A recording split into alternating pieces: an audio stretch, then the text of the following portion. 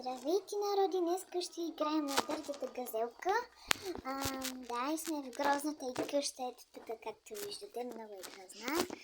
И сега отиваме да я видим. Тя тук ли? Не, има я.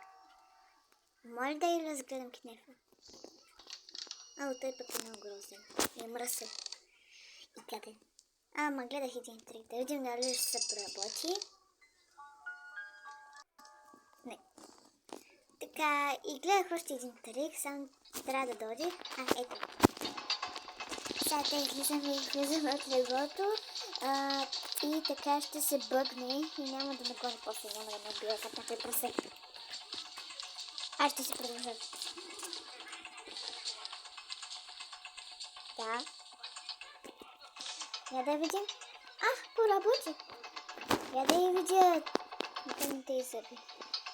Малек са жълти, мръсни, червени, кръвни. Сега ще се... Я да победя за последно. Така. Айде, бай-бай. Така, ще направя тор на къщата. Така, сега ще види какво има в нея. Да разгледам малко. Та така, не става, нали? Трябва да разгледаш на някога къщата, мисля. Книга! Сигурно ти от нея се учи на английски. Я да види. Сега ще я потроша на масата. Не, ще я сложа просто на масата да учи от нея. На масата, като и нормален човек. Масата ти от тема. Айде, бай. Ето, учи се. Я да видим дали какво ни е сложила за обяд. Диня. Дед хората говорят само за нея. Диня. Ще получа диара. Така, продължаваме нататък. Сега отиваме при таратайката й. Сега отиваме в мазенцето така, при таратайката. Пишете в коментарите дали да отида при той паяк.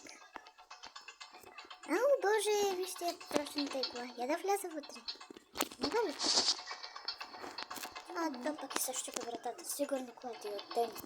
Сега влизаме в сауната и ще се задуша там сама.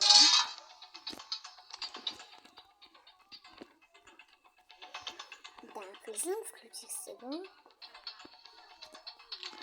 За какво се задушава сама?